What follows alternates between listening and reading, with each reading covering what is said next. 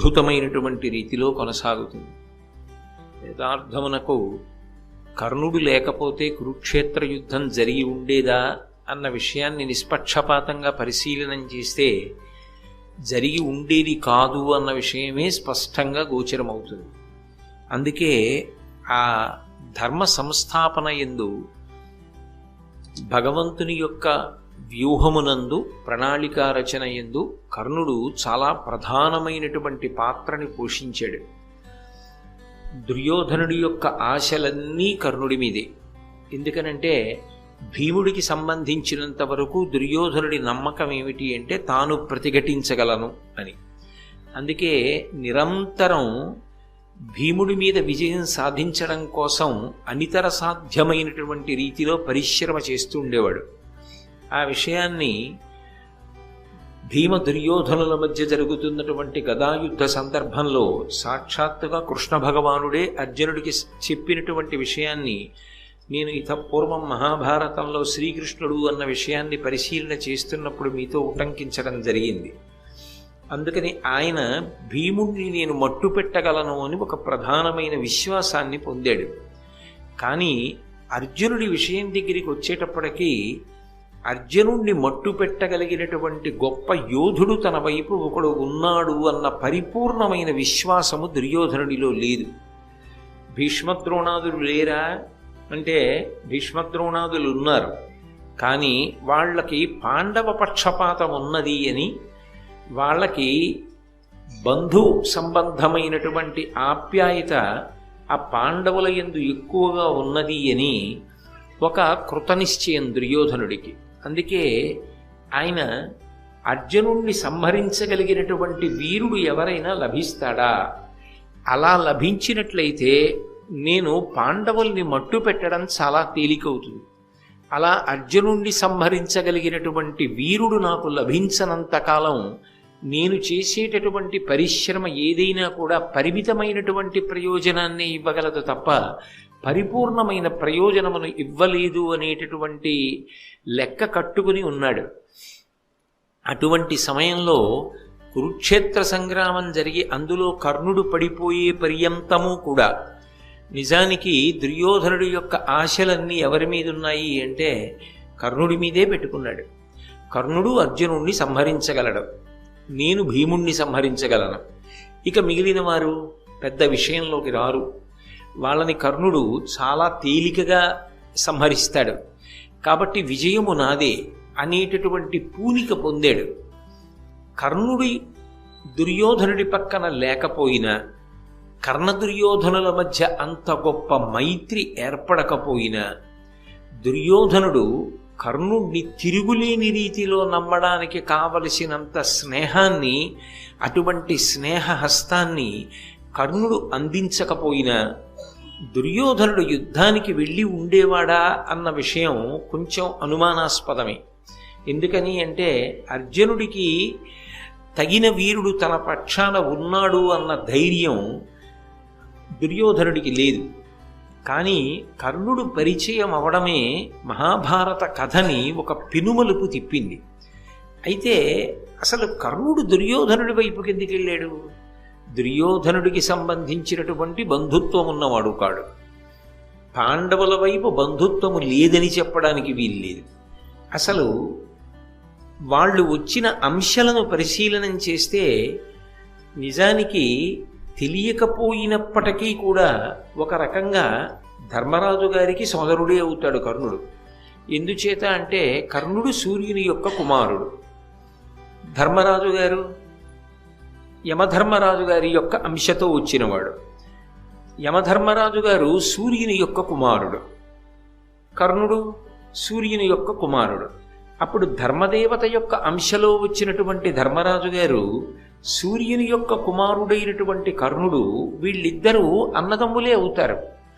అయినప్పుడు ఇద్దరి యందు తత్సంబంధమైనటువంటి తేజస్సు, తత్సంబంధమైనటువంటి అంశయే ప్రకాశిస్తున్నప్పుడు వాళ్ళ మనోభావనల మధ్య సమతౌల్యం ఉండాలి.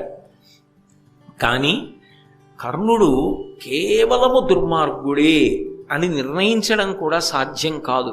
ఎందుచేత అంటే మహాభారతాన్ని నిష్పక్షపాతంగా పరిశీలనం చేస్తే కర్ణుడు దుర్మార్గుడు అని చెప్పడం కన్నా కర్ణుడు విధి చేత విక్కిరింపబడినవాడు, కర్ణుడు దురదృష్టవంతుడు అని చెప్పడానికే అవకాశం ఎక్కువ కనపడుతుంది. ఆ దురదృష్టం ఆయనని వరించి ఉండకపోతే, ఆయన అటువంటి ఇబ్బందులను పొంది ఉండకపోతే, ఆయన నిజానికి కురుక్షేత్రం జరిగిపోయిన తరువాత అఖండ భూమండలాన్ని పరిపాలించడానికి కావలసినటువంటి సమర్థతని పొందినవాడు, అర్హతని పొందినవాడు. ఆయన స్వయంగా కుంతీదేవి యొక్క కుమారుడు, పైగా సూర్యభగవానుని యొక్క పుత్రుడు. ఈ భూమి మీద సహజమైనటువంటి కవచకుండలాలతో ఉన్నవాడు కర్ణుడు వినా ఇంకొకడు కనపడడం. మహాతేజోమూర్తి, గొప్ప అందగాడు. నిజంగా భారతాన్ని నేను 1కి 4 మాటలు అంటున్నాను, నిష్పక్షపాతంగా పరిశీలనం చేస్తే అర్జునుడి కన్నా కూడా చాలా అందగాడిగా కర్ణుడు కనపడతాడు మనకి. అటువంటి బంగారు కాంతితో సూర్యమండలం భూమి మీదకి దిగొచ్చిందా అన్నంత అందగాడు, అంతటి శౌర్యమూర్తి, అంతటి విలుకాడు, అంతటి ధనుర్ధరుడు, అంత గొప్ప పరాక్రమం కలిగినటువంటి వాడు, దానము చేసినటువంటి వాడు. ఆయన గురించి ప్రజలు ఆయన సుగుణముల గురించి మాట్లాడుకున్నారు అనడానికి మహాభారతంలో సాక్ష్యాలున్నాయి. అలాగే ఆయన మౌఢ్యంతో పాండవుల్ని ద్వేషించిన వాడు కాడు. ఆయనకి పాండవుల పట్ల కొంత ప్రేమ ఉన్నది అన్న విషయం కూడా మహాభారతాన్ని పరిశీలనం చేస్తే అర్థమవుతుంది. కుంతీదేవి వచ్చి ఒక క్లిష్టమైన సన్నివేశంలో నువ్వు నా కుమారుడివి అని అడిగితే, అర్జునుడు వినా మిగిలిన 4 నీ కుమారులు నాకు దొరికినప్పటికీ వాళ్ళని వధించకుండా విడిచిపెడతాను అని ప్రతిజ్ఞ చేసినటువంటి ఔదార్యం ఉన్నవాడు. ఆ మాతృప్రేమ లేదు అని చెప్పడం కూడా సాధ్యం కాదు. దుష్టచతుష్టయమునందు ఒకడుగా అపకీర్తిని పొందినప్పటికీ కేవలముగా పరమ దుర్మార్గమైనటువంటి లక్షణములే కలిగినవాడు అని చెప్పడం సాధ్యం కానే కాదు. పైగా కొన్ని సందర్భాలని పరిశీలించినప్పుడు కర్ణుడి విషయంలో చదవడానికి బాధగా ఉంటుంది, చెప్పడానికి బాధగా ఉంటుంది, యథార్థానికి వినడానికి బాధగా ఉంటుంది. ఇది ఇలా ఎందుకు జరిగింది, ఇలా జరగకుండా ఉంటే ఎంత బాగుండేది అనిపిస్తుంది. కానీ ఒక్క విషయాన్ని జాగ్రత్తగా పరిశీలనం చేస్తే దాని వెనక దేవతల యొక్క వ్యూహము స్పష్టంగా కనపడుతూ ఉంటుంది. దుర్యోధనుడికి ఏదో ధైర్యం లేకుండా యుద్ధానికి ఎలా వెడతాడు? దుర్యోధనుడు యుద్ధానికి వెళ్ళకపోతే అధర్మాత్ములందరూ మడిసిపోవడం అన్నది ఎలా సాధ్యమవుతుంది? అసలు కృష్ణ పరమాత్మ యొక్క అవతార ప్రయోజనం ఎలా నెరవేరుతుంది? నరుడి యొక్క అవతారమైనటువంటి అర్జునుని యొక్క అవతార ప్రయోజనం ఎలా నెరవేరుతుంది? ఆ అవతార ప్రయోజనము నెరవేరాలి అంటే దుర్యోధనుడు కురుక్షేత్ర సంగ్రామానికి రావడంలో పూనికని పొంది తీరాలి. అలా పూనికని పొందాలి అంటే ఆయనకి ఒక గొప్ప నమ్మకస్తుడైనటువంటి స్నేహితుడు, ఆ స్నేహితుడు కూడా అర్జునుణ్ణి వధించగలడు అని ఆయనకి నమ్మకం ఉన్నటువంటి వాడు ఒకడు ఉండాలి. ఆ స్థానాన్ని మహాభారతంలో భర్తీ చేసిన వాడు కర్ణుడు. కర్ణుడు అలా భర్తీ చేసి ఉండకపోతే అసలు కురుక్షేత్ర సంగ్రామం జరిగేది కాదు. అందుకే నిజానికి ఇద్దరూ సూర్య సంబంధం ఉన్నవారే, ధర్మరాజు గారు కానీ కర్ణుడు కానీ. ఇందాకనే చెప్పాను, సూర్యుడి కొడుకు ధర్మరాజు, యమధర్మరాజు, ఆయన అంశలో వచ్చిన వాడే ధర్మరాజు గారు, సూర్యుని యొక్క కుమారుడే కర్ణుడు.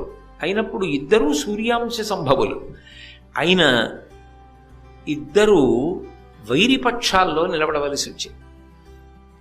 కానీ కర్ణుడి యొక్క జీవితాన్ని పరిశీలనం చెయ్యడం మహాభారతంలో అద్భుతమైనటువంటి విషయాలు కొన్ని అవగతమవుతాయి. మనిషి ఏ ఒక్క దుర్గుణం చాలా దారుణంగా జారిపోయేటట్టు చేస్తుంది అర్థమవుతుంది. మనిషిలో ఎన్ని సద్గుణాలున్నా, ఎంత గొప్పవాడైనా, పుట్టుకతోనే ఎంతటి శౌర్యమో పరాక్రమమో ఉన్నవాడైనా, ఆయన చెయ్యని తప్పుకి, ఎవరో చేసిన తప్పుకి ఒక్కొక్కసారి వ్యక్తుల జీవితాలు ఎంత దారుణమైన స్థితి వైపుకి తిరిగిపోతాయి అన్నవి పరిశీలనం చేస్తే కర్ణుడిలా ఎవ్వరూ కూడా అంత బాధపడవలసినటువంటి స్థితి సమాజంలో కలగకూడదు అంటే ఏ విషయంలో అత్యంత జాగ్రత్త అవసరమో కూడా మహాభారతంలో కర్ణుడు అన్న విషయాన్ని పరిశీలనం చేసినప్పుడు అర్థమవుతుంది. అందుకే అసలు మహాభారతం కర్ణుడితోటే మొదలై మహాభారతం కర్ణుడితోటి పూర్తయిపోతుంది అంటారు పెద్దలు. ఎందుకని అంటే కర్ణుడు రావడంతోటే మహాభారతం నడవడానికి కావలసినంత పూనికని పొందింది. మహాభారతంలో కర్ణుడు పడిపోవడంతో మిగిలినవన్నీ జరిగినా అవన్నీ జరిగిపోతాయి ఇంకా అన్న నమ్మకం వచ్చేసింది. అందుకే మహాభారతాన్ని నిజానికి నడిపించినటువంటి ప్రధానమైనటువంటి వ్యక్తులలో ఒకడెవరు అంటే కర్ణుడు. కానీ బాధాకరమైన విషయం కూడా ఏమిటి అంటే ఆ కర్ణుడు దుష్టచతుష్టయంలో ఒకడుగా అపకీర్తిని పొంది ఉండడం. కానీ వ్యక్తిగతంగా నా వరకు నాకైతే ఏమనిపిస్తుంది అంటే కర్ణుడు దురదృష్టవంతుడు, లేకపోతే ఆయన అటువంటి అపకీర్తిని పొందవలసిన వాడు ఎట్టి పరిస్థితులలోనూ కాదు. అంతకన్నా చాలా చాలా గొప్ప వైభవాన్ని పొందవలసిన వాడు చివరికి ఇంత అపకీర్తిని పొందవలసి వచ్చింది. దీనికి నిజానికి ఆయన తప్పు కన్నా వేరొకరి తప్పే ఆయన్ని కాటేసింది అని నాకు అనిపిస్తూ ఉంటుంది. అది నా వ్యక్తిగతమైన అభిప్రాయం. సరే, మహాభారతంలో కర్ణుని యొక్క వ్యక్తిత్వము అన్న విషయాన్ని పరిశీలనం చేస్తే ఆదిపర్వంలో కర్ణుని యొక్క జననాన్ని నన్నయ్య గారు తెలియచేశారు. అందులో అంటారు, యాదవ కుల విభుడగు శూరుడను నాతడు ఆత్మతనూజలయందు పెద్దదాని అంబుజముఖి ధవళాక్షి వసుదేవు చెలియలి పృథా అను చెలువ ప్రీతి తన మేనయత్త నందనుడు అపుత్రకుడైన ఆ కుంతిభోజన కర్ధితోడ కూతుగానిచ్చిన కోమలియాతని ఇంట తానుండి అనేక విప్రవరులకు అతిథిజనులకు అవారితముగా తండ్రి పనుపున ఇష్టాన్న దానమునర చేయుచున్న దుర్వాసుడన్ సిద్ధమౌని వచ్చే అతిథి అయి భోజన వాంఛ చేసి. మహాభారతాన్ని ఇంత పెద్ద మలుపు తిప్పడంలో కూడా దుర్వాసో మహర్షిదే ప్రధాన పాత్ర. యథార్థమునకు కుంతీదేవి జన్మించింది ఎక్కడ అంటే శూరుడు అనబడేటటువంటి ఒక మహానుభావుడికి కుమార్తెగా జన్మించింది. ఆయన కుమారుడే వసుదేవుడు. అందుకే ఆ శూరుని యొక్క వంశంలో వచ్చినటువంటి వసుదేవుని యొక్క చెల్లెలు. అందుకే కృష్ణ పరమాత్మకి మేనత్త అయింది.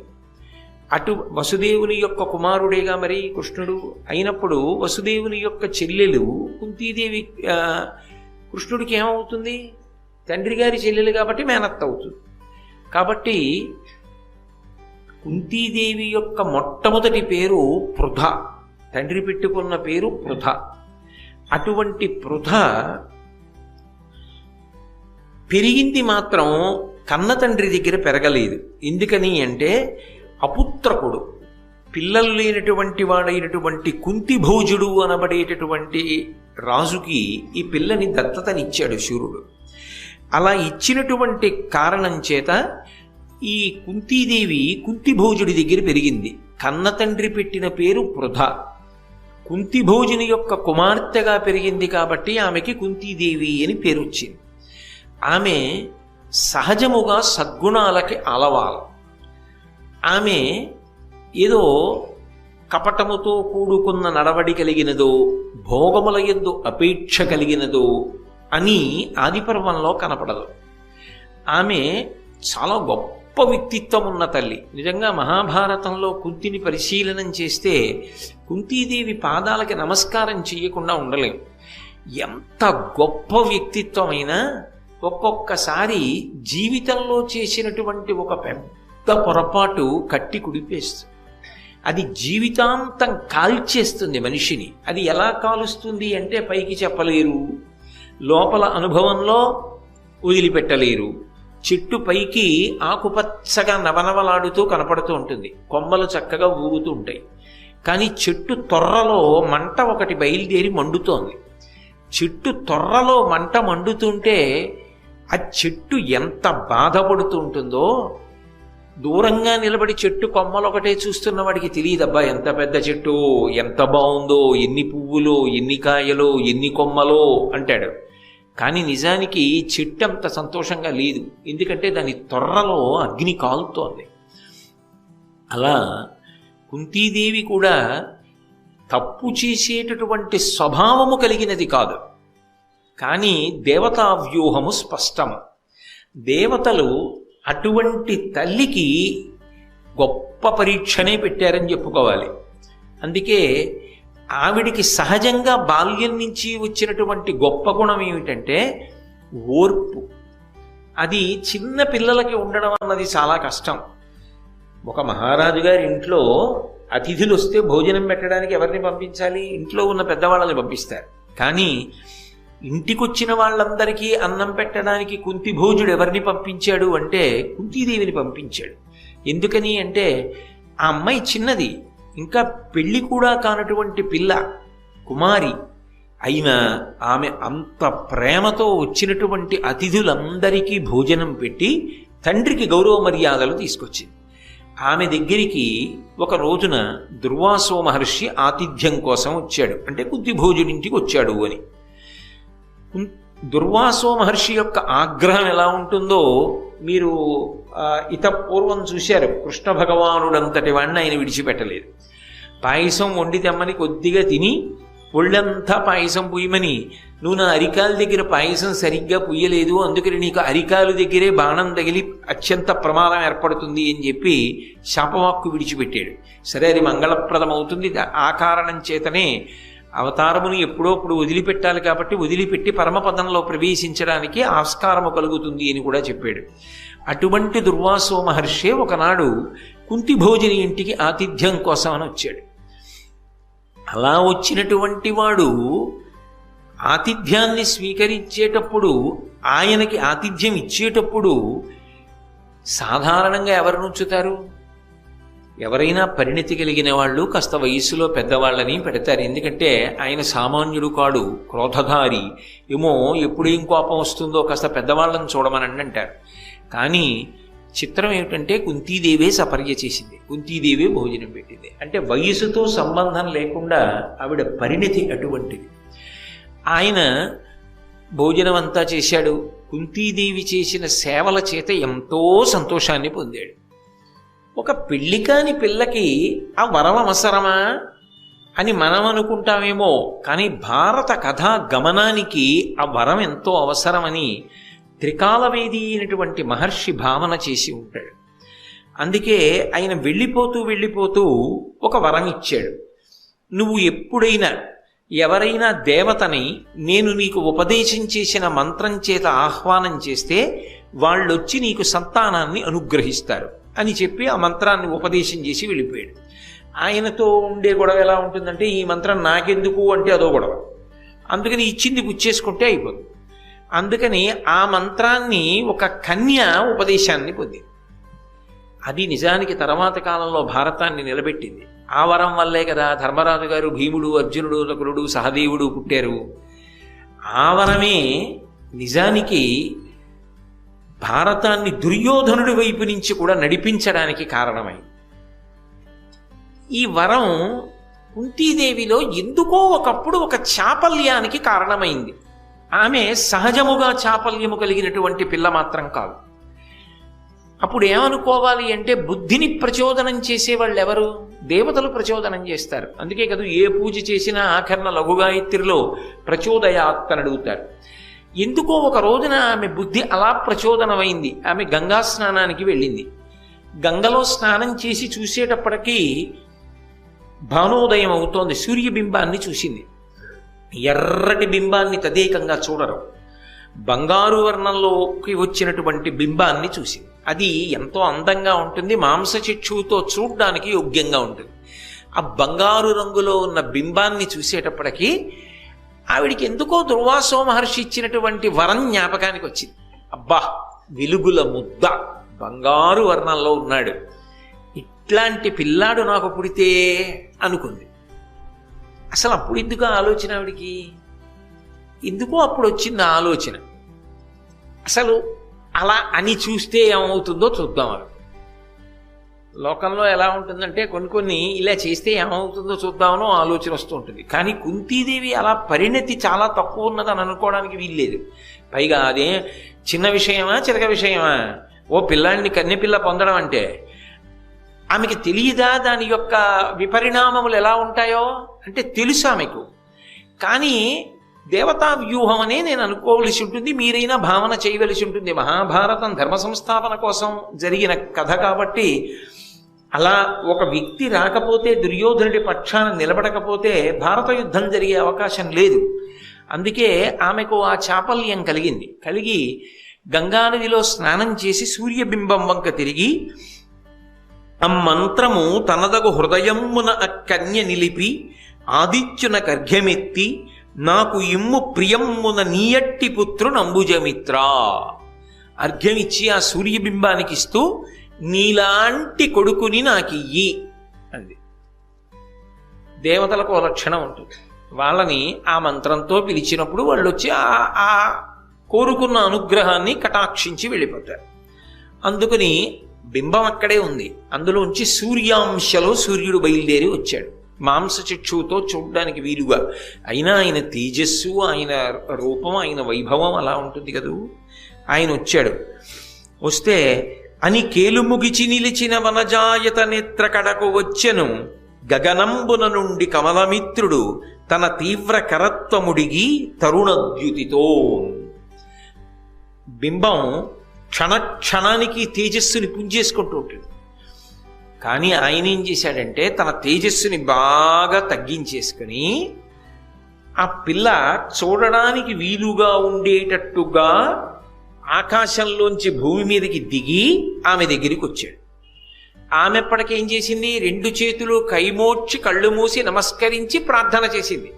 కళ్ళు తెరిచేటప్పటికి ఎదురుగుండా ఉన్నాడు. ఆ మంత్ర ప్రభావం అటువంటి.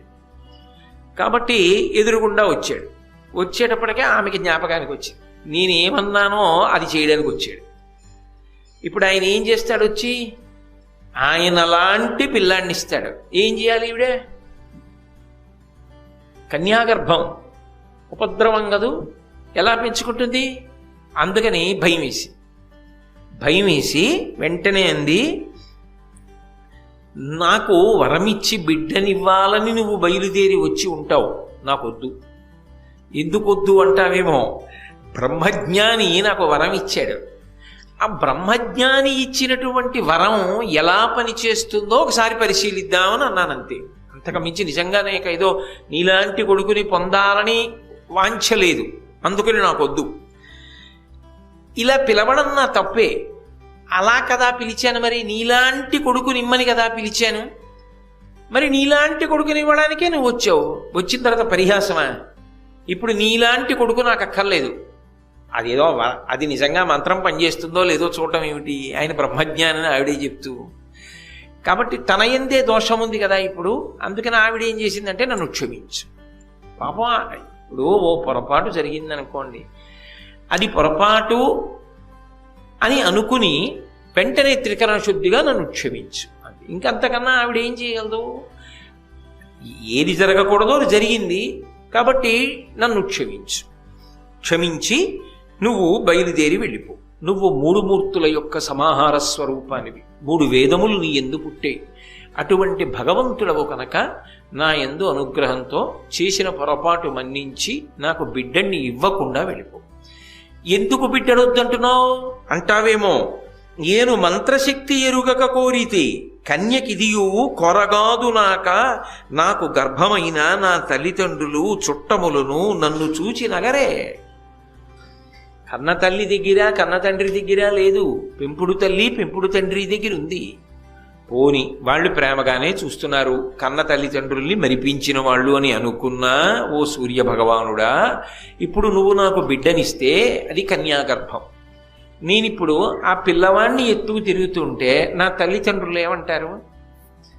చుట్టాలు ఏమంటారు? సమాజం ఏమంటుంది? నేను ఏమని చెప్పాలి వాళ్ళందరికీ జవాబు? కాబట్టి నాకు వద్దు. దయచేసి నేను అడిగిన దానిని మన్నించి నువ్వు నాకు బిడ్డన్ని ఇవ్వకుండా క్షమించి వెళ్ళు.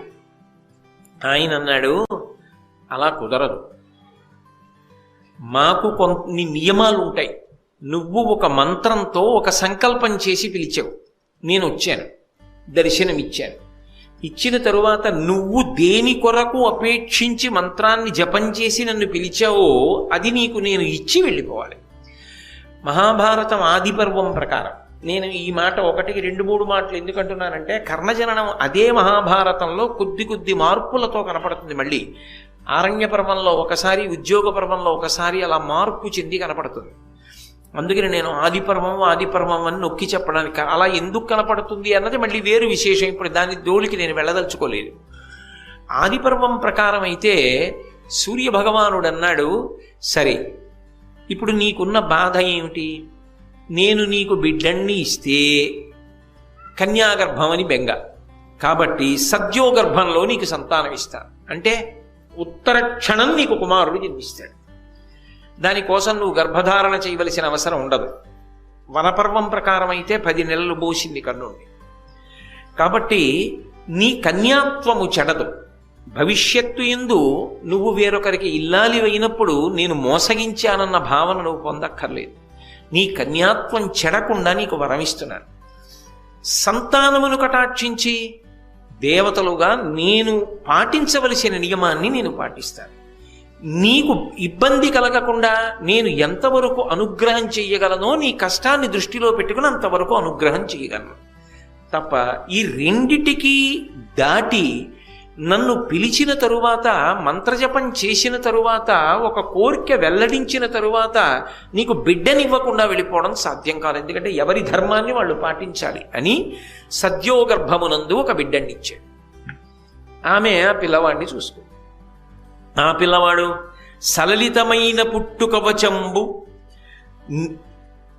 నిసర్గజమైన కుండలంబుల యుగళంబు నొప్పగా సుపుత్రుడు కర్ణుడు పుట్టే సూర్యమండలమొక భూతలంబున బెడంగయి దీప్తి సహస్రకంబుతో వెలుగెడునా నిజజ్యుతి సవిస్తరలీల వెలుంగుచుండగన్.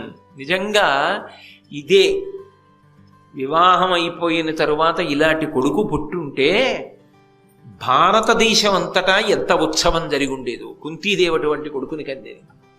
ఆ తండ్రి ఎంత ఆనందపడిపోయి ఉండేవాడో, ఇంతటి తేజోమూర్తి నాకు కొడుకుగా పుట్టాడని. ఆ పుట్టినవాడి జీవితం ఎంత భద్రమైన రీతిలో, ఎంత గొప్పగా వర్ధిల్లి ఉండేదో. ఇందులో ఎవరిది తప్పని నిర్ణయం చేయగలరు? దుర్వాసో మహర్షి వరమివ్వడం తప్పంటారా? భారతం ఎలా నడుస్తుంది? అంత పరిణితి కలిగిన పిల్ల కుంతీదేవి అడగడం తప్పంటారా? వచ్చిన సూర్య భగవానుడు ధర్మం పాటించడం తప్పంటారా? అప్పటికీ సద్యోగర్భంలో బిడ్డనిచ్చి వెళ్ళడం తప్పంటారా? అయినా తన మర్యాదని దృష్టిలో పెట్టుకుని ఆ పిల్లాన్ని ఏం చెయ్యాలో అర్థం కాక విస్తుపోవడం కుంతీదేవి ఎడల తప్పంటారా? అసలు తప్పు చెప్పడం మనకెంతవరకు సాధ్యం అవుతుంది? ఆ విషయంలో ఎవరి ఏమీ చెప్పలేనంత పెద్ద పీఠముడి, ఎవరు ఏం చేసినా కని కుంతీదేవి వదిలేసినా, కనడానికి కారణమై సూర్యుడు వెళ్ళిపోయినా దాని వలన జీవితం పాడైపోయిన వాడు మాత్రం కర్ణుడు అన్నది నిస్సందేహమైనటువంటి విషయం. అప్పుడైనా ఇప్పుడైనా ఎప్పుడైనా అంతే. అటువంటి పరమ ప్రమాదకరమైన పనులు జరగకుండుగాక. అది భారతం యొక్క తీర్పు అంతే. కాబట్టి ఆ పుట్టిన పిల్లవాడు పుట్టు కవచంబు, వాడికి పుడుతూనే కవచం ఉంది. లోకంలో కవచం కట్టుకుంటాడు ఎవడైనా, ఆయనకి పుడుతూ కవచం ఉంది. అంతేకాదు, నిసర్గజమైన కుండలంబుల యుగళంబు నొప్పగా, చెవులకి సహజమైనటువంటి కుండలములు ఉన్నాయి. దానికి తోడు సుపుత్రుడు కర్ణుడు పుట్టే. ఆయన గురించి తప్పుగా ఏం మాట్లాడాల? ఏదో కుక్కలు కూసాయి, నక్కలు కూసాయి, రక్తం వర్షం పడింది, దుశ్శకునములు ఏం చెప్పలేదు. నన్నయ్య గారు చాలా పవిత్రమైన మాట మాట్లాడారు. అతను సుపుత్రుడు కర్ణుడు పుట్టే. నిజంగా అటువంటి కొడుకు ఎవరికి పుడతాడు? ఆయన సుపుత్రుడే. పరిస్థితులు ఆయనను అలా చేసేసాయి. అనేక మలుపులు తిరిగిపోయింది ఆయన జీవితం. ఆయన చేతిలో లేకుండా తిరిగిపోయింది. ఆయన చెయ్యని పాపానికి ఆయన జీవితం అలా తిరిగింది. నిజంగా ఒక కోణంలో ఆలోచన చేస్తే కర్ణుడి గురించి ఆలోచన చేసినప్పుడు చాలా బాధే కలుగుతుంది. అయ్యయ్యయ్యో, ఇంత పౌరుష పరాక్రమాలు, ఇంతటి శౌర్యమూర్తి, ఇంత గొప్పగా పుట్టినవాడు ఆఖరికి దుష్టచతుష్టయంలోకి వెళ్ళిపోయాడే. అందుకు పుట్టినవాడైతే ఎన్ని దుశ్శకునములు కనపడాలి? అవేం చెప్పలేదు కదా భారతంలో. దుర్యోధనుడు పుట్టినప్పుడు ఎలా జరిగాయో అలా జరగలేదే. చాలా అద్భుతంగా వర్ణిస్తున్నారు. ఆంధ్రీకరించినప్పుడు నన్నయ్య గారు, సుపుత్రుడు కర్ణుడు పుట్టే సూర్యమండలం ఒక భూతలంబున బెడంగయి, సూర్యమండలం భూమి మీదకి దిగిందా అన్నట్టుగా ఉన్నాడు ఆ పిల్లాడు. దీప్తి సహస్రకంబుతో వెలుగడునా నిజజ్యుతి, ఆ కాంతి అలా ఉంది పిల్లాడిని. అది అన్ని వేపులకి కొడుతోంది. అంత అందగాడు, బంగారు రంగులో మిరిసిపోతున్నాడు ఆ పిల్లాడు. సవిస్తరలీల వెలుంగుచుండగన్, ఎంత కాదన్నా ఏది ఏమైనా ఇప్పుడు కుంతిపుత్రుడు. వాడు సామాన్యుడా? అసాధారణ పుత్రుడు, సుపుత్రుడు, మొదటి కొడుకు ఆమె. అంతటి మహాతల్లి యొక్క పెద్ద కొడుకు. ఇప్పుడు ఆమె పిల్లవాడిని 2 చేతులతో పట్టుకుంది. సాధారణంగా రాజవంశాలలో కొడుకుడితే చాలనే బాధపడుతుంటారు, ఎందుకంటే ఆ రాజ్యానికి వారసుడు కావాలని.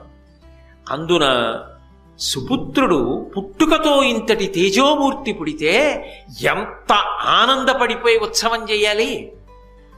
కన్న తండ్రికి తెలియదు, పెంపుడు తండ్రికి తెలియదు. కన్న తల్లి మరిచిపోవడానికి ప్రయత్నించింది. అన్నీ తెలిసిన సూర్యుడు ఏమీ మాట్లాడలేదు. పుట్టిన పిల్లాడు గంగపాలయ్యాడు. ఏం ఆశ్చర్యం! ఏ దోషానికి అంటే 10 మాటలు నేను ఉచ్చరించక్కర్లేదు. అందరూ బాగానే ఉన్నారు. ఒక రకంగా ఆలోచించండి. కుంతీదేవికి తర్వాత ఏమైంది? పాండురాజు గారితో వివాహం అయింది. పాండురాజు గారు భర్తృస్థానంలో ఉండగా పుట్టిన వాళ్ళు ఆమె యొక్క సంతానమని సంతోషంగా ప్రకటించుకున్నారు. మేము పాండురాజపుత్రులమని చెప్పారు. పాపం ఈయన చేసిన తప్పేమిటి? ఆయనదా తప్పు.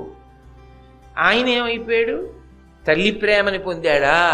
కర్మసాక్షి లోకాలకు ప్రభువు సూర్యుడి యొక్క ప్రేమని పొందాడా? ఎవరి ప్రేమని పొందాడు? ఆ పిల్లవాడిని ఎత్తుకుంది, చూసింది, వదలలేకపోయింది. కానీ అన్నిటికన్నా దేనికి భయపడిపోయిందంటే సమాజములో తనకొచ్చేటటువంటి పేరు గురించి, అపకీర్తి గురించి భయపడిపోయింది. ఆమె భయపడిపోయి మనసులో నిశ్చయం చేసుకుంది, ఈ పిల్లవాణ్ణి నేను పెంచను. అంటే దాని ఉద్దేశ్యం, ఈ బిడ్డడు నా కొడుకని నేను చెప్పను. ఆ పిల్లవాడిది తప్పని మీరు అనగలరా? సాధ్యమా? ఎవరికైనా సాధ్యమా? అది ఆ పసిబిడ్డడి తప్ప? వాడు ఏం దోషం చేశాడని? వాడు ఎంత వృద్ధి, అఖండ భూమండలాన్ని ఏలగలిగినటువంటి సార్వభౌముడు. అంటే ముందే ఏదో తీర్పు చెప్పకండి. కర్ణుడి జీవితాన్ని పరిశీలించేటప్పుడు ఎక్కడికి ఏ సందర్భంలో ఎక్కడ వరకు అక్కడ వరకే పరిశీలన చేయండి. అంతేకాని తొందరపడిపోయి ఆ తర్వాత ఎప్పుడో ద్రౌపదీ వస్త్రాపహరణంలో కర్ణుడు చేసినవి అవన్నీ ఇప్పుడే దృష్టిలో పెట్టుకుని తీర్పు చెప్పద్దు. ఇప్పుడే మొట్టమొదటిసారి జీవితంలో భారతం చదువుకుంటున్నాం, భారతం వింటున్నాం అనుకుని ఆలోచన చేయండి. ఆ తర్వాత కథ ఏమిటో మనకి తెలియదు, ఇప్పుడే వింటున్నాం మనం భారతం అనుకుని వినండి, అనుకుని చదవండి. మీరు ఆ పిల్లవాడిని ఏమైనా తప్పట్టగలరా? ఎలా తప్పడతారు? ఆ తల్లి వదిలేద్దాం అనుకుంటోంది, పోనీ తండ్రి ఏమైనా చేరదీశాడా? నన్ను మన్నించుగాక సూర్యుడు, ఆయన ఏమీ చేరదీయలేడు. నా బిడ్డ నువ్వు వదిలేస్తే నీ పెంచుతా అని ఆయన అలా. ఆవిడ నా కొడుకని చెప్పలేను, అందుకని నేను ఇంటికి తీసుకెళ్ళను, నేను వీడిని పెంచను, నేను వదిలిపెట్టేస్తాననుకుంది. ఈమె మనసులో భావాన్ని గ్రహించాడు సూర్యుడు. గ్రహించి దొరికినవాడు బిడ్డన్ని పెంచడానికి కొంత ఆధారం కూడా కల్పించాలి కదూ. అందుకని ఆయన ఏం చేశాడంటే గంగానదిలోనే ఒక గొప్ప మంజూష, ఒక పెట్టి కొట్టుకొచ్చింది. ఆ పెట్టి పట్టుకుని విప్పి చూసింది కుంతీదేవి. అందులో బంగారము, అమూల్యమైనటువంటి రత్నములు ఇవన్నీ కూడా పెట్టెలో ఉన్నాయి. ఇప్పుడు ఆ పిల్లాన్ని వదిలేయాలి. అది అంత తేలికేం కాదు కుంతీదేవికి. వదిలేయడం ఒక బాధ, వదిలేశానన్న బాధ గుర్తొచ్చినప్పుడల్లా కాలుస్తుంది చెట్టు తొర్రలో మంట. ఆ పిల్లాడి కంటి ముందు కనపడి చెప్పలేకపోతే నా కొడుకని అప్పుడెంత బాధ. ఆ కొడుకే తన కొడుకులకు ఎదురొస్తే అప్పుడెంత బాధ. అది ఆ పుండుని అలా కెలుకుతూనే ఉంది ఆవిడ జీవితాంతం. ఒకటే తప్పు. అది తప్పని చెప్పలేం, చాపల్యం. ఆమె ఏమి పాపం ఇతర రకమైనటువంటి భోగమును అపేక్షించి చేసిన దోషం కూడా కాదు. కానీ ఏ కోణంలో చేసినా, ఏ హృదయంతో చేసినా అది మాత్రం కన్యాగర్భమైంది. అది శాపం ఎవరికైంది అంటే ఒక రకంగా కుంతీదేవికైంది, మానసికంగా చిత్తక్షోభ పొందింది. ఇంకొక రకంగా పాండవులకైంది. సొంత అన్నగారిని శత్రువర్గంలోకి వెళ్ళిపోయాడు. తెలిసా? వాళ్ళకి తెలియదు, కానీ ఎదురొచ్చాడు. ఆయనకి తెలిసింది, ఏమీ చేయలేకపోయాడు, వెనక్కి రాలేకపోయాడు. అప్పటికే దుర్యోధనుడికి మాట ఇచ్చేసాడు. ఆయన నలిగిపోయాడు. చిట్ట చివరికి చంపేశాక తెలిసింది మా అన్నయ్యని. ఎంత ఏడిచారు! ఒక్క పొరపాటు. కానీ కొన్ని పొరపాట్లు పర్వాలేదు, కాలంలో సర్దుకుంటాయి, మచ్చపోతుంది. కొన్ని పొరపాట్లు జీవితంలో కాదు, యుగం దాటిపోయిన తర్వాత కూడా ప్రవచనాల్లో చెప్తారు, పుస్తకాల్లో ఉంటాయి. ఆ పొరపాట్ల జోలికి వెళ్ళవద్దు ఎవరైనా సరే. అది భారతం యొక్క సందేశం అని అనకుండా ఎలా సాధ్యమవుతుంది మరి భారతం చదివాక? కాబట్టి అప్పుడు ఏడిచింది ఆ పిల్లాడిని ఎత్తుకొని, ఏల అమ్ముని నాకు ఇచ్చే ఈ మంత్రము, ఈ మంత్రశక్తియే నెరుగంగ వేడి, ఏల పుత్రకు గోరి ఎంతయు భక్తి నిను తలంచితి ప్రీతి, ఇనుడును నాకు ఏల సద్యోగర్భమిచ్చే, కుమారుడేల అప్పుడు ఉదయించే, ఇంకెట్లు ఈ లోక పరివాదమే నుడిగింతు, ఇంతకు ఇంతయు ఎరుగరే జనులు. అసలు వచ్చిన వాళ్ళందరికీ నేను భోజనం పెట్టడం ఏమిటి? ఎక్కడో సూర్యుడికి కూతురుగా పుడితే కుంతిభోజుడికి దత్తత ఇవ్వడం ఏమిటి? దుర్వాసో మహర్షి రావడం ఏమిటి? సంతోషించడం ఏమిటి? కన్యకి తీసుకొచ్చి ఇటువంటి వరం ఇవ్వడం ఏమిటి? నాకేమో ఒకసారి పరీక్షిద్దామని చాపల్యం పుట్టడం ఏమిటి? సూర్యుడు వచ్చి కుదరదు కొడుకునిస్తానని సద్యోగర్భంలో కొడుకునివ్వడం ఏమిటి? వీడింత మహనీయమూర్తి ఏమిటి? వీడిని తీసుకెడదామంటే లోకనింద. ఆ తర్వాత తన జీవితం ఎలా, పెళ్ళి ఎలా అవుతుంది? అవనప్పుడు ఇంట్లో తల్లిదండ్రులు ఏమైపోతారు? ఇలాంటి పిల్లని పెంచుకున్నామని వీళ్ళంటారు, ఈ పిల్ల పుట్టిందని వాళ్ళంటారు. లోకానికి అనడం చాలా తేలిక. ఎవరు ఎందుకు చేశారని ఆదరించి పలకరించి విచారించే వాళ్ళు ఎక్కడుంటారో లోకంలో? పొరపాటు దిద్దడానికి వాడికన్నా అవతలవాడి పొరపాటుని ఎత్తి చాటి 10 మందికి చాటింపు వేయడంలో సంతోషం ఎక్కువ ఉన్న వాళ్ళే ఉంటారు, నాబోటిగాళ్ళు. కాబట్టి ఇంత వగచింది, ఏం చెయ్యాలో అర్థం కాలేదు. ఈ బాలుని ఎత్తుకుని ఇంటికి జన్న, నన్నున్న బంధులందరూ మనంబుననేమనారే, ఎట్లీ బాలసూర్యని భునిట్టుల డించి పోవంగా బుద్ధి పుట్టునని కన్య మనంబులోనన్. కుంత్యం లేదు కన్య. వీణ్ణ వదలలేకపోతున్నాను, వీణ్ణి ఎత్తుకుని నేను గాని ఇంటికి వెళ్ళానా, ఎవరీ పిల్లాడు అని అడుగుతారు కదా. పోనీ ఎవరో లేదు అని వదిలేసేలా లేడు. ఎవరు చూసినా అబ్బా ఎంత బాగున్నాడో అని కళ్ళు పిల్లాడివే పెళ్ళేటట్టున్నాడు. అప్పుడు నేనేం చెప్పాలి? నేను చెప్పలేను కాబట్టి నాకు వద్దు. అపూర్వమైన కానుక ఆమె పొంది వదిలేసుకో. గంగలో వదిలేయాలని సంకల్పం చేయగానే సూర్యభగవానుడు మంజూషని పంపించాడు. ఆ బంగారము రత్నములు అన్నీ ఉన్న పెట్టెలో పిల్లవాడిని పెట్టేసి మంచి ఒరవడిలో వెళ్ళిపోతున్నటువంటి గంగ ప్రవాహంలో ఆఖరికి తన పాశాన్ని తెంపేసుకుని పెట్టి వదిలేసింది. అంతే, వేగంగా పెట్టి వెళ్ళిపోయింది. ఆమె బాధపడుతూ వెనక్కి తిరిగి అంతఃపురానికి వెళ్ళిపోయింది. అది మరిచిపోవాలని చాలా ప్రయత్నం చేసింది, మరిచిపోయింది. ఆమె యందు కన్యాత్మనకు భంగం లేకుండా సూర్యభగవానుడు వరం ఇచ్చాడు కాబట్టి తర్వాత పాండురాజు గారికి భార్య అయింది.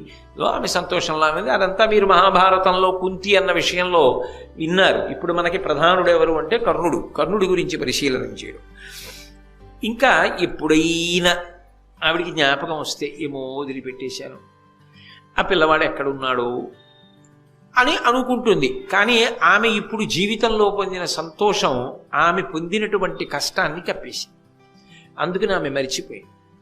కానీ ఆ పిల్లవాడు మళ్ళీ ఎప్పుడైనా కనపడ్డం జరిగిందనుకోండి, ఒకవేళ ఇన్నేళ్ల తర్వాత అయినా, కుంతీదేవి ఈ పిల్లవాడు నా పిల్లవాడే అని గుర్తుపట్టగలదా? ఖచ్చితంగా గుర్తుపడుతుంది. ఎందుకు గుర్తుపడుతుందో తెలుసా? సహజ కవచకుండలాగా సూర్యుని యొక్క దీప్తి, బంగారు రంగు, అంత అందగాడు, అంత గొప్ప శరీరం, అంత ఎత్తు, ఆయన ఏ సామాన్యుడు కాడు. నాకు భారతం చదువుతున్నప్పుడు అనిపిస్తుంది, బహుశా అందరిలో కర్ణుడు అందగాడేమో అనిపిస్తుంటుంది ఒక్కొక్కసారి. ఎందుకంటే ఆ మహాభారతంలో కర్ణుడి గురించి వర్ణించేటప్పుడు ఆయన అంగ సౌష్ఠవం కానీ, ఆయన పొడగరితనం కానీ, ఆయన చేతుల పొడుగు కానీ, ఆ ధనస్సు పట్టుకుంటే ఎలా ఉంటుంది అసలు కానీ, అంత గొప్పగా వర్ణిస్తారు.